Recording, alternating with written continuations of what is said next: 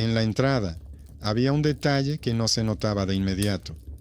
La cámara sobre la puerta parpadeaba con una luz roja, incluso cuando se apagaban las bombillas del pasillo y todo el pasillo se quedaba a oscuras.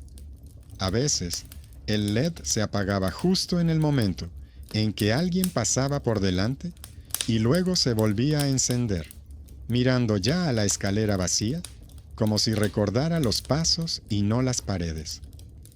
Saludos a todos los que han abierto esta historia. Escribid en los comentarios desde dónde la estáis viendo y si os sentís seguros en vuestro patio por la noche. Os deseo una escucha tranquila, pero atenta. A Lera la conocían en este patio como la chica del teléfono. Durante el día trabajaba desde casa y por la noche dirigía un canal sobre historias de terror urbanas. Vivía con su madre y su hermana menor. Contaba dinero constantemente y esperaba que el canal las sacara algún día de esa vieja casa. Por eso, consideraba cualquier leyenda como material en bruto. Si lograba convertirla en una historia verificable, el vídeo acumularía visitas. Se enteró del patio donde nadie se hace fotos por un comentario debajo de su vídeo. Alguien escribió que hay un arco bajo el cual los teléfonos se apagan y que en los años 90 se hizo allí una foto en la que la sombra sonreía más tarde que la persona.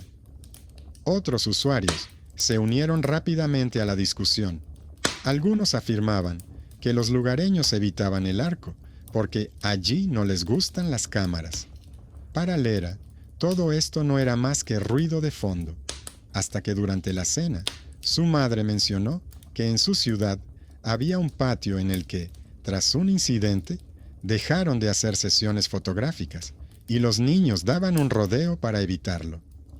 No recordaba el nombre de las calles, solo dijo que hay lugares en los que la propia ciudad no quiere salir en las fotos. Lera, como de costumbre, lo anotó en su cuaderno. Arco, años 90, foto antigua, patio desaparecido.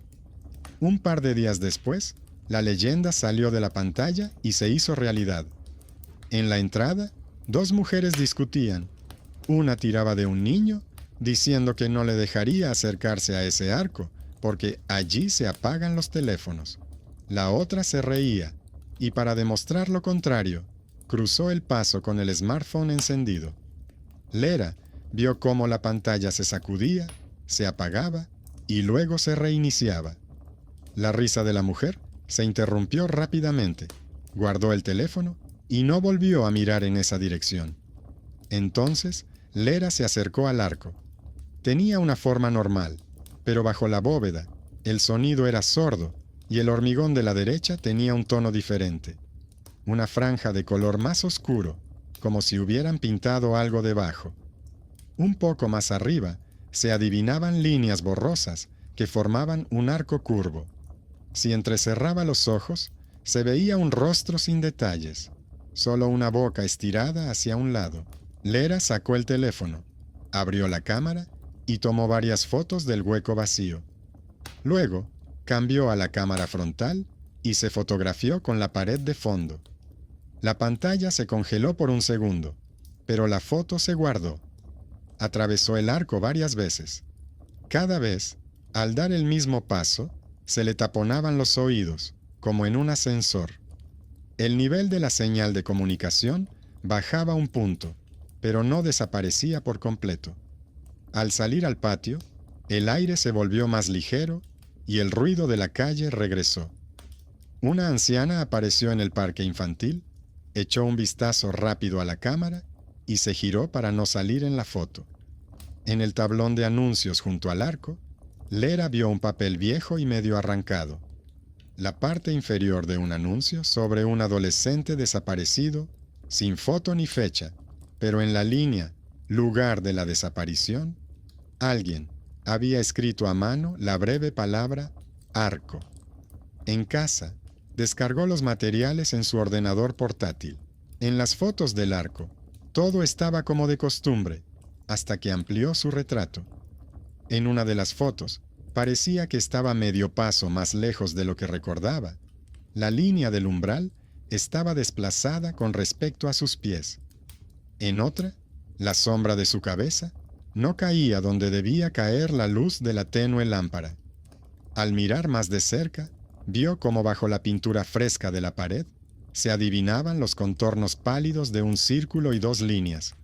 Una sonrisa primitiva, como en un dibujo infantil, borrosa pero persistente.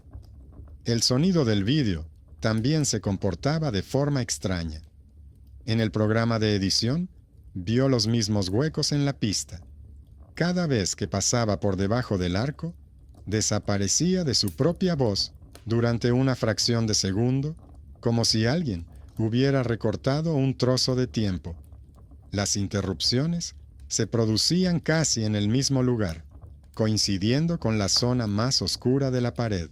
En el cuaderno apareció una pequeña tabla, la cámara de la entrada parpadeando en la oscuridad, los teléfonos reiniciándose bajo el arco, el viejo anuncio de una persona desaparecida, las interrupciones del sonido. Las pequeñas cosas empezaban a encajar en el rompecabezas.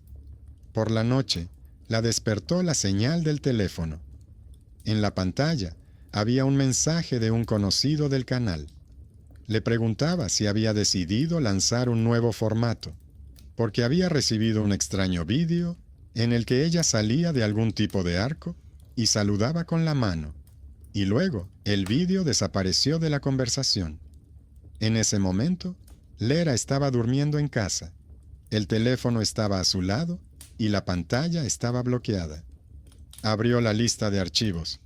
El último era su vídeo del día, y justo encima apareció un breve archivo del sistema sin vista previa, de varios segundos de duración. Al intentar abrirlo, apareció un error. Se sentó a la mesa, pasó la libreta a una página en blanco y escribió cuidadosamente nuevas líneas. Vídeo nocturno, enviado sin su participación. Testigo. Otra persona. Archivo del sistema que no se puede ver. Debajo escribió: el patio que elige que mostrar a la cámara. La casa seguía igual, con las mismas grietas y recibos, pero ahora, el espacio familiar del patio tenía un lugar donde la frontera entre la fe de los vecinos y el comportamiento de la tecnología había dejado de ser clara. Por la mañana todo parecía normal, pero el hervidor eléctrico de la cocina se sacudió extrañamente y se apagó un segundo antes de hervir, como si alguien hubiera desenchufado el cable. El indicador de la toma de corriente parpadeó y se apagó. El interruptor automático del pasillo hizo clic, y por un momento toda la casa pareció quedarse en silencio. Luego volvió la luz. El televisor de la habitación de su madre se encendió solo en el canal de noticias local, y acto seguido volvió a quedarse en pantalla negra, dejando una delgada franja de luz en el centro. Lera se acercó al cuadro eléctrico del rellano. En un papelito de la empresa gestora había una nota sobre cortes breves, con la hora anotada a toda prisa con bolígrafo. Lo comparó con el mensaje de su conocido sobre el vídeo nocturno y vio que la diferencia era de solo unos minutos. Abrió su cuaderno y anotó: corte de luz por la noche, caja eléctrica en el patio, coincidencia en el tiempo con el envío del vídeo. Al lado, puso un pequeño círculo, una señal de que había que comprobarlo con los técnicos. Cualquier persona normal habría pasado de ello, pero toda su vida dependía ahora de esas coincidencias. Si la historia salía bien, habría un vídeo y con él la oportunidad de pagar otra factura. El primer paso de la investigación fue aburrido: ir a la oficina más cercana de la empresa gestora y preguntar por la cámara y los cortes. En la estrecha habitación olía a papel y café barato.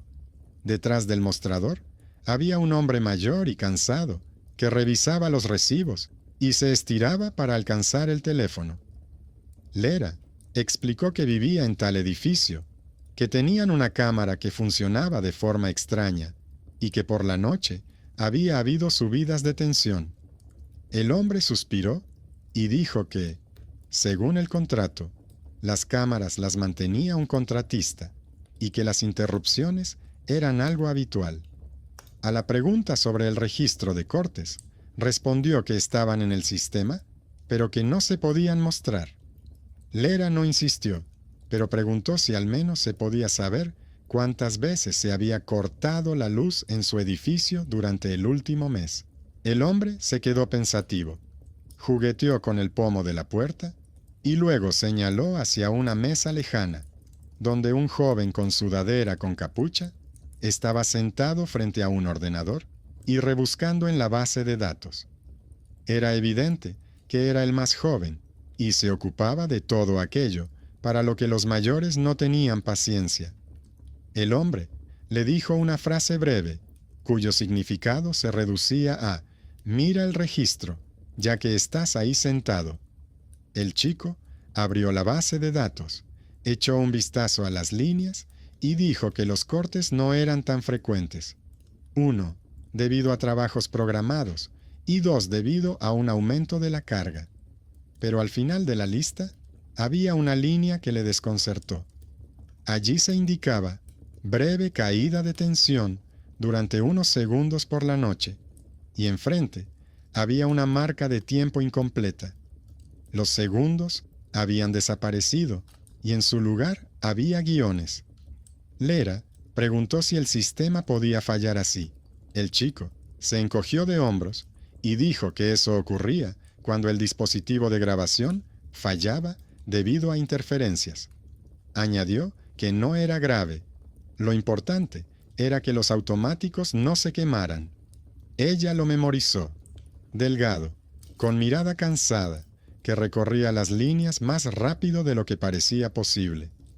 Si en esta historia tenía que aparecer una persona capaz de entender los cables y los registros, seguramente era él, y no el que estaba sentado en el mostrador, escribiendo sobre las impresiones. Lera le dio las gracias sin entrar en detalles, pero recordó cómo se llamaba su programa interno y que el chico apartó la mirada cuando llegaron a la línea sobre el descenso nocturno. En casa, al subir a su piso, abrió el buzón. Dentro, solo había un sobre fino sin remitente, papel grueso, cuidadosamente sellado. El sello tenía la fecha de ayer y la hora, poco antes de medianoche. Subió al apartamento, se sentó a la mesa y abrió el sobre con un cortapapeles. Dentro, había una sola copia impresa en papel satinado, ligeramente borrosa por los bordes, como si la hubieran impreso en una impresora antigua. En la foto estaba su arco. La calidad dejaba mucho que desear, pero Lera reconoció sin dificultad la franja oscura de la pared, las zonas desconchadas y el parque infantil al fondo. En el centro estaba ella misma, solo que no en el punto donde recordaba estar durante la sesión, sino un par de pasos más allá.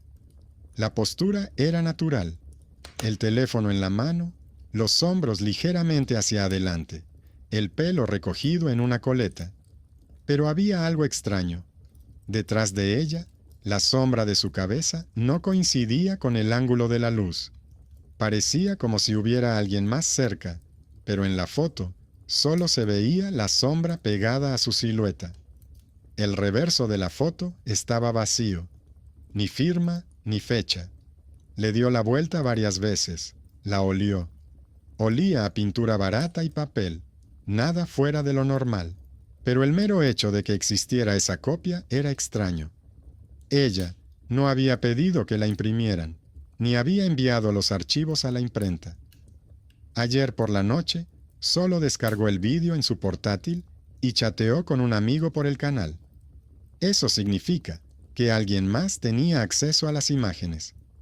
Lera abrió el portátil y volvió a revisar la carpeta con los originales. Encontró enseguida una foto muy parecida a la que le habían enviado. En ella estaba más cerca del borde del arco y el fondo coincidía casi perfectamente.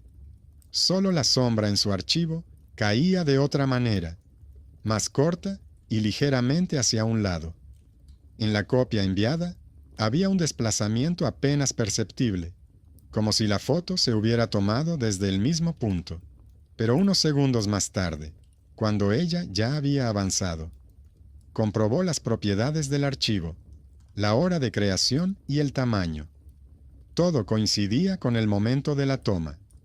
No había duplicados adicionales, ni rastros de intervención externa. Anotó en su cuaderno: foto anónima, impresión del original, pero con la posición de la figura modificada. Debajo de esta línea añadió: alguien tiene una copia de algo que no debería tener nadie más que yo y el dispositivo. Esto ya iba más allá de un simple juego de luces. Pero ella no tenía ni dinero ni contactos para llevar el asunto a instancias superiores. Además, ¿cómo explicar a alguien que lo que le preocupaba no era el hecho del sobre, sino la diferencia de unos pocos pasos en la foto? En lugar de dejarlo todo, Lera hizo lo que siempre hacía en situaciones similares. Decidió profundizar aún más. La escalada fue su elección, no la de otros. Se le ocurrió una forma de comprobar quién y cómo podía completar la realidad alrededor del arco. Por la noche, cuando su madre se fue a casa de la vecina a hablar de medicamentos y su hermana se puso a estudiar, Lera sacó una vieja cámara web que había utilizado para retransmitir en directo y un trípode compacto. Decidió dejar la cámara encendida toda la noche, apuntando directamente a la puerta de entrada y a la parte del patio donde se veía el arco a lo lejos. Encontró en el trastero un cubo de plástico sucio, pero aún resistente. Lo dio la vuelta y colocó el trípode sobre él, más cerca de la ventana. Fijó la cámara y conectó el cable al ordenador portátil. La imagen era granulada, pero se distinguía el arco a lo lejos. En la pantalla se veía un ligero reflejo de la iluminación de la calle y algunas luces en las ventanas. Encendió la grabación, comprobó que el sonido funcionaba y se alejó. Era ya tarde por la noche y el patio se iba quedando vacío. Antes de acostarse, volvió a mirar el monitor. La imagen en blanco y negro del patio, el arco como un rectángulo oscuro, los escasos reflejos de los faros corriendo por las ramas de los árboles. Todo parecía aburrido e incluso un poco tranquilizador. Lera apagó la luz de la habitación, dejando solo la tenue luz de la pantalla, y cerró la puerta para no molestar a la familia. Sabía que tener un ordenador portátil con cámara en la habitación no era la mejor idea desde el punto de vista de la seguridad, pero se dijo a sí misma que lo hacía por el material. Fue una decisión consciente, dejar la cámara encendida para comprobar quién o qué utilizaba la tecnología alrededor del arco. La noche le pareció pesada, ya fuera por el cansancio o por el silencio que se apoderaba de las paredes. Durmió a ratos. Varias veces le pareció que alguien caminaba en calcetines por el pasillo, con cuidado, tratando de no tocar las tablas que crujían. Una vez oyó claramente un sonido familiar, el doble pitido corto que emite su ordenador portátil cuando se le conecta un nuevo dispositivo. Por su mente pasó la idea de que nadie más que ella sabía cómo utilizarlo, y acto seguido se sumió en el sueño. Por la mañana, lo primero que hizo fue ir a su habitación, en lugar de a la cocina. El portátil estaba encendido. El programa de grabación aparecía en la pantalla, mostrando una larga franja de la línea de tiempo. La cámara seguía enfocando el patio. La franja de la grabación durante la noche era casi uniforme. A veces se veían destellos, como coches pasando o puertas cerrándose. Pero había un punto que llamaba la atención de inmediato. Aproximadamente a medianoche, cuando la casa ya dormía, el sonido desapareció por completo durante unos segundos y la imagen se congeló, como un fotograma. Luego, la grabación continuó, pero la escala de tiempo en la parte inferior saltó. Un par de segundos simplemente no existían. Lera rebobinó hasta ese punto y activó la reproducción fotograma a fotograma. Antes del salto, se veía a una persona solitaria, envuelta en una chaqueta, caminando por el patio, arrastrando una bolsa y corriendo hacia la entrada.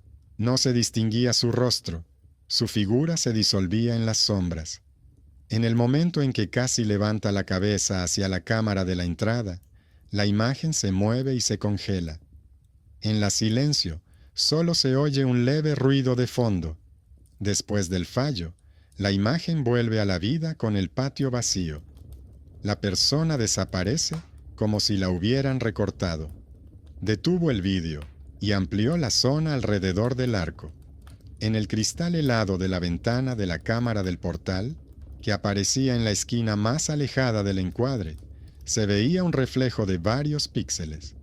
Borroso, difuso, pero muy parecido a un rostro humano. Solo que no estaba girado hacia el patio, sino hacia arriba, hacia la ventana, donde estaba su ordenador portátil. Lera miró su propia ventana desde dentro y se sorprendió a sí misma, haciendo lo que siempre había evitado: comparar los píxeles no con datos, sino con algo que se podría llamar una mirada. Volvió al cuaderno y anotó cuidadosamente los nuevos puntos. Grabación nocturna con fallo. Persona desaparecida bajo el arco. Reflejo mirando hacia la habitación. Doble pico de conexión por la noche. La lista se hacía cada vez más larga y ya no cabía en una sola página. Pero seguía sin haber ni un solo dato que pudiera llevarse a la policía o a los técnicos. Solo extrañas coincidencias a nivel de minucias cotidianas. En ese momento, llamaron a la puerta. La llamada fue normal, breve, sin el característico atascamiento que se produce cuando los niños juegan. Lera miró por la mirilla y vio a la misma anciana del patio que ayer se alejaba de su cámara junto al arco. La vecina llevaba una pequeña bolsa en la mano. Lera abrió la puerta. La mujer le entregó la bolsa, dijo que se habían confundido los pisos y explicó que el mensajero le había dejado el paquete a ella porque la familia de Lera no había abierto la puerta por la noche. La caja no tenía logotipos de la tienda, solo una etiqueta blanca con la dirección y el nombre escritos a mano. Lera se dio cuenta de que nadie había oído la puerta por la noche. Todos estaban en casa, pero ella no recordaba haber oído el timbre. Le dio las gracias a la vecina y notó que, una vez más, ésta se mantenía alejada del campo de visión de la cámara del techo del pasillo. Al volver a la habitación, dejó la caja sobre la mesa junto al portátil. En la etiqueta figuraba su nombre y el número de apartamento, sin indicar el remitente, y el código de barras estaba mal escrito. Recordó la lista de pasos obligatorios y se detuvo. Una vez más, se enfrentaba a una escalada a través de la elección: abrir el paquete en ese momento o posponerlo, hacer una foto y cotejarlo con los registros del servicio de mensajería. Al final, cogió el teléfono y primero fotografió la caja. Luego, hizo otra foto en la que se veía la pantalla del portátil con una imagen congelada del patio y la caja en primer plano. Solo entonces cogió un cúter y cortó con cuidado la cinta adhesiva por la costura. Dentro había un CD en una funda transparente sin inscripciones y un pequeño papel con una breve frase: comprueba cómo se ve tu patio cuando no estás grabando. La bolsa seguía abierta cuando Lera puso el disco en la palma de su mano. El plástico estaba caliente, como si lo acabaran de sacar del reproductor y no de la caja. No había nada en la superficie transparente, ni arañazos ni pegatinas. Por un segundo, pensó que bastaba con tirarlo todo por el conducto de la basura y fingir que se trataba de una broma habitual. Pero la idea se topó inmediatamente con una sensación familiar. Si no lo averiguaba, la historia pasaría a manos de otra persona, y entonces habría escuchado en vano los pasos sobre su cabeza durante las noches.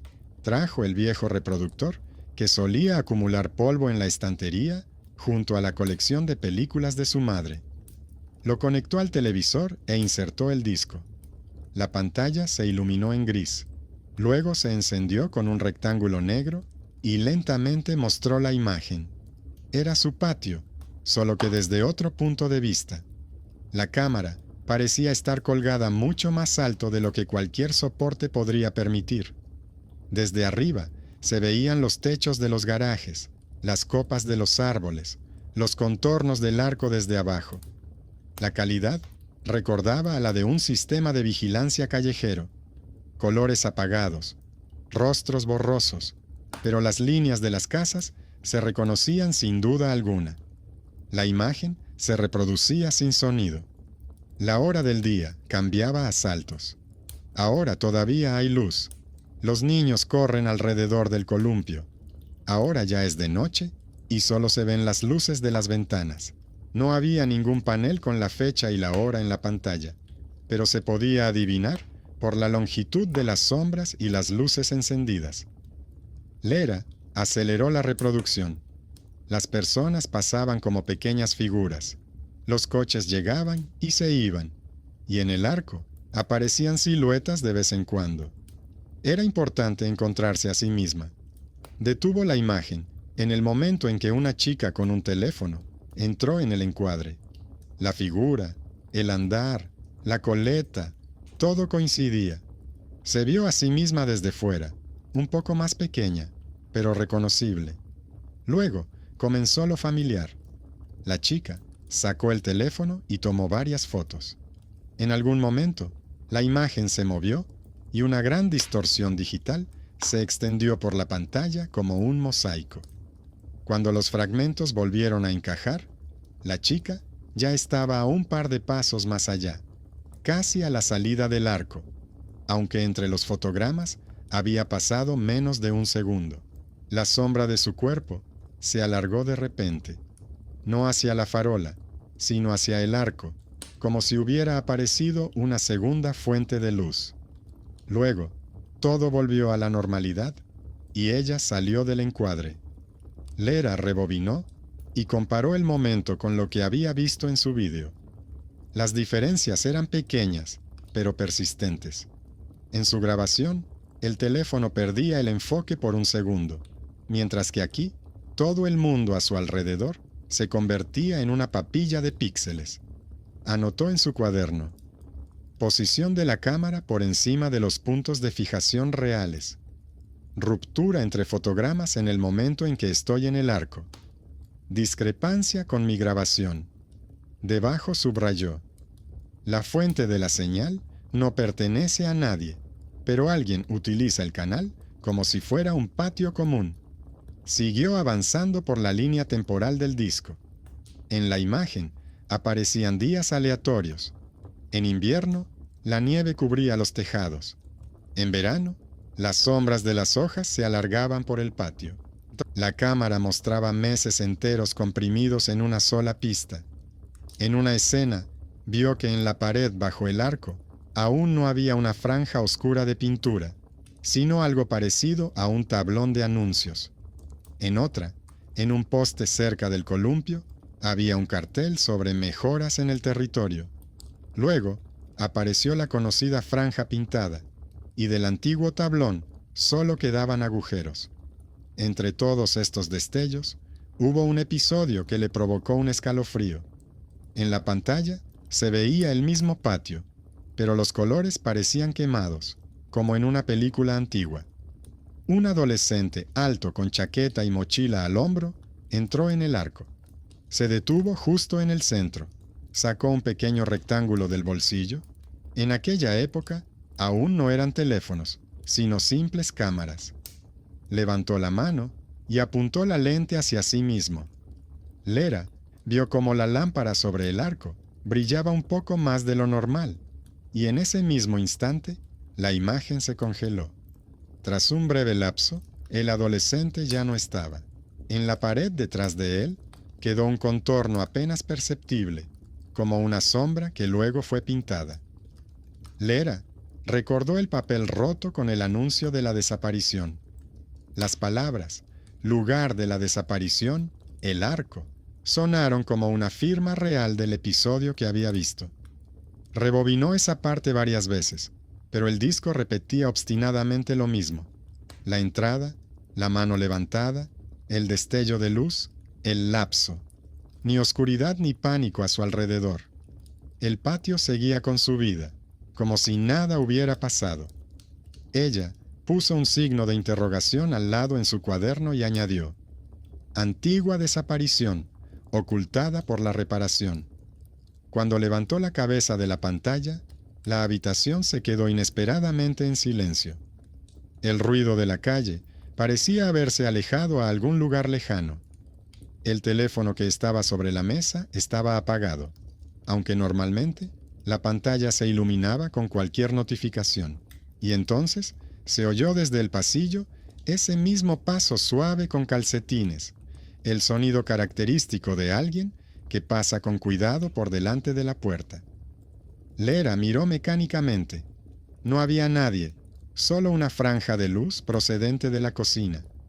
Su madre y su hermana estaban lavando los platos. Se oía el ruido del agua. Así que los pasos podían ser reales o simplemente una obsesión. Al volver a la mesa, se fijó en otro detalle. Al principio de la grabación del disco, antes de su aparición, se veía la entrada de su casa. Sobre la puerta, donde ahora colgaba la cámara digital, antes había un modelo antiguo con un cuerpo grande. Lera entrecerró los ojos y vio el logotipo de una empresa que había quebrado hacía tiempo. Esas cámaras estaban en el antiguo lugar de trabajo de su padre, del que en casa intentaban no hablar. En su día, él instalaba sistemas de vigilancia en patios y entradas, pero se marchó de la familia tras un gran escándalo relacionado con la desaparición de unas grabaciones o con un descuido. De repente, comprendió que ese patio podía haber sido uno de sus objetivos. Eso explicaba por qué su madre había reaccionado tan bruscamente ayer al mencionar el arco. Le vino a la mente un vago recuerdo de su infancia. Ella era pequeña, cogía a su padre de la mano, estaban en un patio con casas parecidas, pero no recordaba si era esa entrada. En algún lugar se oye un portazo. Su padre refunfuña diciendo: la cámara se ha vuelto a bloquear. Y luego los adultos discuten sobre quién pagará el nuevo sistema. Hasta ahora, ese fragmento del pasado le parecía una escena aislada, sin relación con nada. Ahora, de repente, encajaba en la cadena. Las viejas cámaras, las grabaciones perdidas, el adolescente, el anuncio, la pared pintada. Lera tomó nota. ¿El antiguo trabajo de mi padre? La relación entre su trabajo y este patio. Los problemas con las grabaciones se repiten ahora. Así se formó uno de los giros. La decisión ajena de un adulto, tomada hace muchos años, regresaba a través de las cámaras defectuosas y las distorsiones en el patio. Ya no era solo un mito de los vecinos, sino casi una capa familiar de la historia, que no se podía descartar con una frase sobre supersticiones. Cerró el reproductor, sacó el disco y lo guardó cuidadosamente en la caja. La idea de llevar todo a la redacción de algún canal parecía tentadora, pero allí le pedirían datos concretos: fechas, documentos oficiales, permisos para publicar las imágenes, tal vez incluso dictámenes de especialistas. Por ahora, solo contaba con un especialista, el chico de la empresa gestora, que había echado un vistazo rápido a los registros de cortes. Al tomar la decisión, Lera recordó cómo él había detenido involuntariamente la mirada en la línea del apagón nocturno y cómo había querido cerrar rápidamente la ventana. No era solo cansancio, sino reconocimiento. Quizás ya se había enfrentado a algo similar en otros objetos. Breves caídas de tensión, imágenes que desaparecían, fragmentos de segundos. En esta historia, se necesitaba a alguien que supiera leer los registros con la misma atención con la que ella leía los comentarios debajo de los vídeos. Encontró en el teléfono el contacto de la empresa gestora, marcó el número y acordó una nueva visita con el pretexto de aclarar los detalles de la cámara y el cuadro eléctrico. Por la noche, antes de salir, volvió a mirar el disco y la foto del sobre. En la huella con el arco, su pequeña figura seguía estando un par de pasos más lejos que en el original, y la sombra se extendía hacia la franja oscura de la pared. Desde fuera, el patio parecía normal, con las habituales grietas en el asfalto y la alfombra de colillas junto al banco.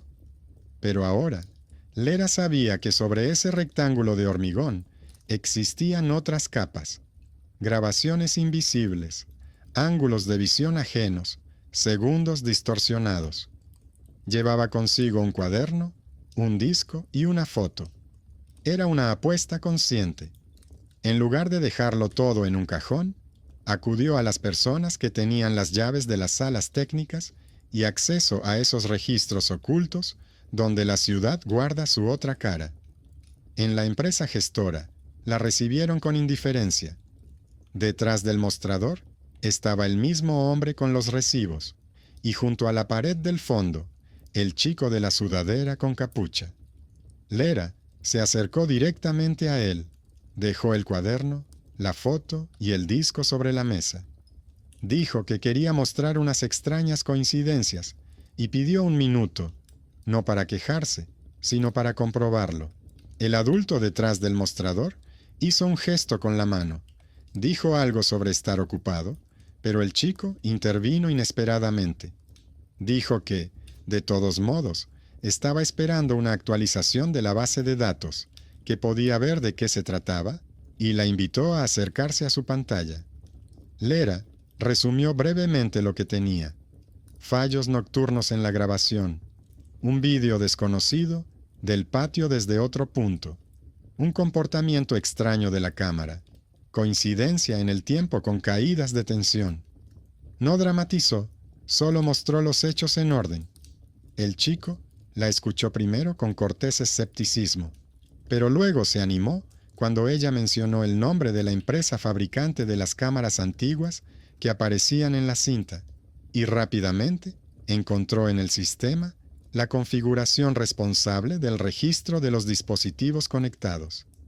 Explicó que cada registrador tiene una dirección interna y que, a veces, las grabaciones antiguas pueden aparecer si se conecta incorrectamente un nuevo equipo a la red. Abrió la lista de dispositivos de la casa donde vivía Lera. Había varias posiciones habituales: una cámara sobre la entrada, un registrador en el sótano, un nodo de apoyo en la casa vecina. Pero al final de la lista había una línea sin nombre, solo un conjunto de números y letras, marcado como nodo de archivo sin estado actual. En la columna de actividad se registraban breves picos durante la noche.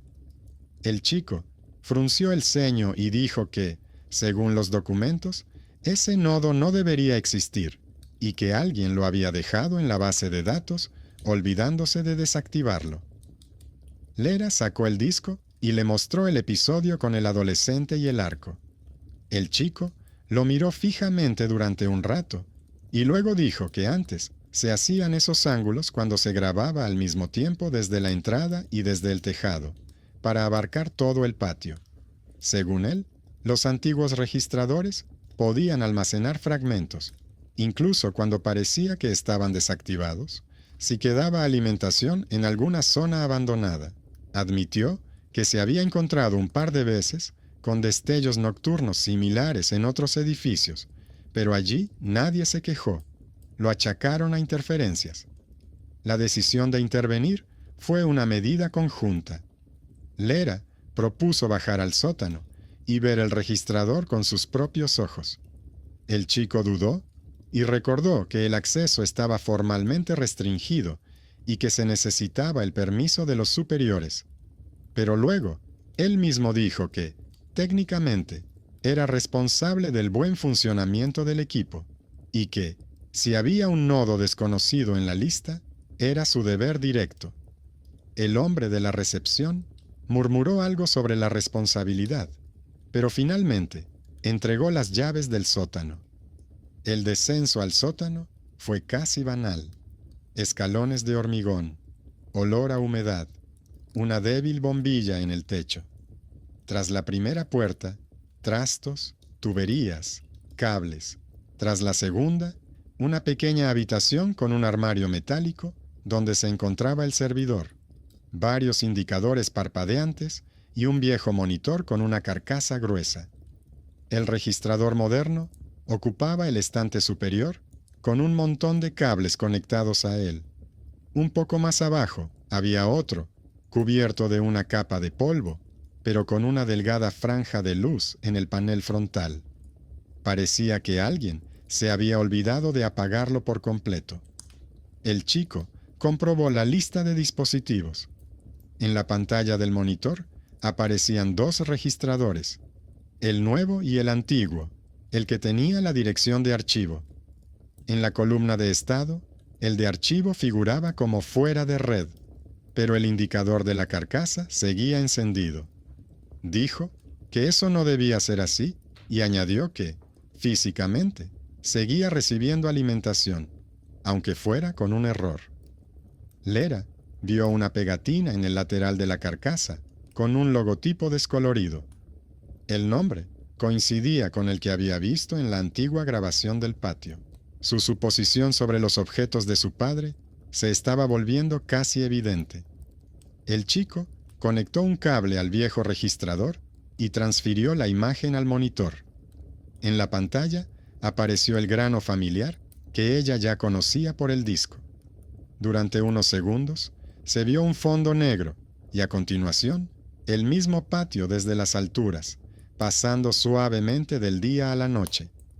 Él dijo con sorpresa que la transmisión era en tiempo real y no procedía del archivo, aunque el dispositivo debía estar apagado. Lera vio un pequeño símbolo en la esquina de la pantalla, la misma designación interna del nodo que figuraba como vacía en la base de datos.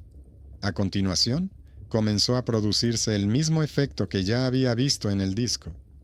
En el encuadre, apareció una persona entrando por el arco. La cámara se movió.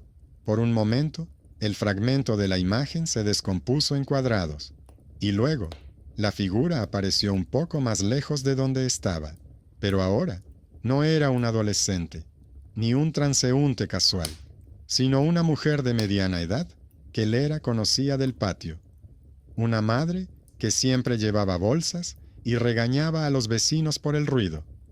Evidentemente, iba a lo suyo, sin darse cuenta de la rareza, hasta que la cámara invisible intentó recomponerla en el encuadre. Lera sintió cómo se le tensaban los dedos sobre el cuaderno. Recordó cómo ella misma se había parado bajo el arco, había levantado el teléfono y había caído en un agujero similar. Había algo profundamente incorrecto en ello. Una casa que no solo observa a sus habitantes, sino que los graba como le conviene a ella, y no a ellos. El chico dijo que ese comportamiento se asemejaba a los constantes intentos de un dispositivo por sincronizarse con algo que ya no existe. Quizás alguna vez hubo aquí una red con dos registradores, y ahora uno se ha quedado colgado con una configuración errónea y sigue sacudiendo el espacio a su alrededor. Propuso una solución técnica sencilla: desconectar completamente el antiguo registrador y eliminarlo del esquema, y borrar manualmente el nodo de archivo de la base de datos. Pero luego añadió que había que hacerlo de manera que no se desactivaran las nuevas cámaras y no se dejara la casa sin vigilancia, porque si no, habría más quejas que historias extrañas. Asumió la responsabilidad. Dijo que escribiría un informe interno, en el que indicaría que el antiguo nodo creaba interferencias y amenazaba la estabilidad del sistema. Lera comprendió que, en ese momento, él se estaba convirtiendo en esa persona subestimada que realmente podía cambiar las cosas. A los ojos de sus superiores, él era simplemente un operador, pero en realidad controlaba toda la parte invisible de la casa desde el panel de control. Ella le preguntó si podía hacer una copia de parte del registro antes de apagarlo. Él respondió que según las normas no estaba permitido, pero que si se limitaba a un pequeño fragmento sin caras, solo con marcas de tiempo y el estado del dispositivo, se podía formalizar como un extracto técnico. Guardaron varios minutos de la transmisión, en los que se veía cómo el arco fallaba cuando aparecían personas. En los registros, junto a esos momentos, había breves anotaciones sobre caídas de tensión y errores internos de sincronización. Nada de misticismo, solo líneas defectuosas. Para Lera, eran precisamente esas pruebas documentales las que faltaban. Recibos, registros, fragmentos de vídeo que confirmaban que la leyenda del patio tenía un fondo de verdad al que nadie había prestado atención a tiempo. Cuando el chico desconectó la alimentación del viejo registrador, el indicador no se apagó de inmediato. La franja de luz del cuerpo parpadeó varias veces, como parpadean las lámparas de la entrada antes de apagarse, y solo entonces desapareció. La imagen del monitor se movió y mostró otro breve fotograma del patio. En él, bajo el arco, había una figura con una capucha oscura, de espaldas al patio, mirando hacia arriba, hacia la cámara.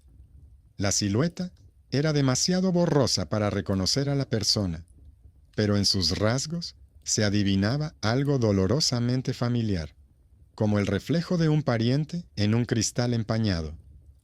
La imagen se congeló y desapareció. Del antiguo dispositivo solo quedaba la fría carcasa y una línea en el registro, que el chico marcó inmediatamente para su eliminación. Dijo que, tras reiniciar el sistema, el nodo de archivo desaparecería y las nuevas cámaras empezarían a funcionar sin interferencias. Lera subió con la sensación de que habían cortado un canal invisible por el que el patio había acordado consigo mismo durante muchos años a quién y cómo mostrar al mundo. En casa, descubrió que la cámara sobre su entrada ya no parpadeaba infinitamente en la oscuridad. Cuando se apagaba la luz de la escalera, el pequeño diodo parpadeaba un par de veces y se apagaba, dando paso a la oscuridad real y no a la artificial. El teléfono, al pasar por debajo del arco, ya no se reiniciaba. La conexión se interrumpía por un breve instante y volvía inmediatamente.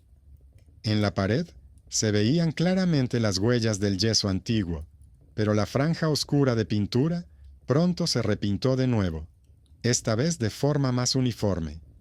A los pocos días, Lera volvió al arco por la tarde, sin cámara y sin intención de grabar nada. Simplemente pasó por debajo del arco con las manos vacías, contando los pasos. No hubo fallos en el sonido ni presión en los oídos. En el tablón de anuncios había un papel nuevo de la empresa gestora sobre las obras previstas para modernizar el sistema de vigilancia y desconectar el equipo obsoleto. Abajo se añadía que se habían solucionado los fallos temporales.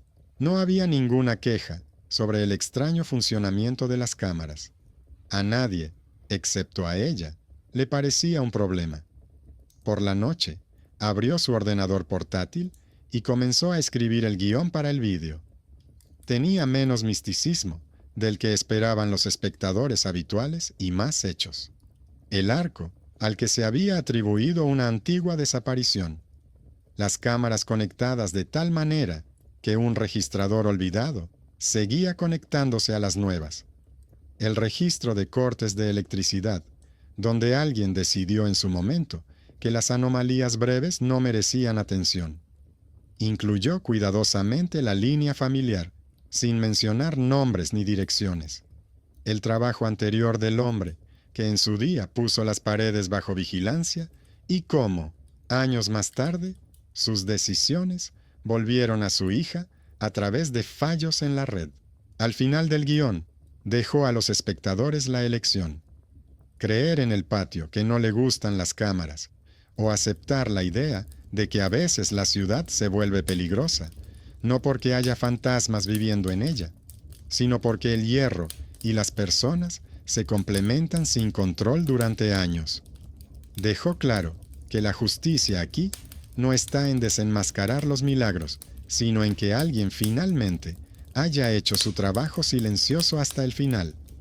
Desconectó lo que debía desconectarse y dejó de permitir que la tecnología eligiera a quién mantener en el encuadre.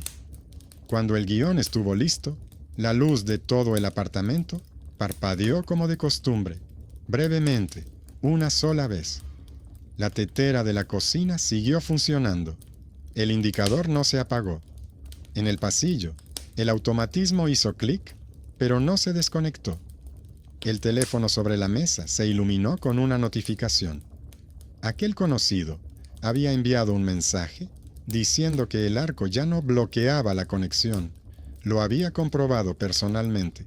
Lera sonrió y anotó en su cuaderno la última línea.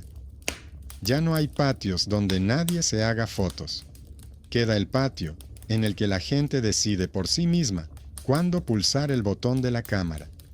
Lo terrible aquí no era que el arco se comiera a alguien, sino que durante mucho tiempo nadie quiso ver el patrón común en la cadena de rarezas. Y la tranquilidad no llegó con un milagroso rescate en el último momento, sino con el hecho de que varias personas, la chica con el cuaderno y el chico detrás del ordenador ajeno, decidieron no apartar la mirada de las luces parpadeantes y las líneas incompletas de la base de datos. El mundo a su alrededor seguía siendo igual de gris, con las mismas grietas en el asfalto, pero ahora había un poco menos de lugares donde la tecnología y el silencio decidían por las personas qué quedaría en la memoria y qué desaparecería entre fotogramas.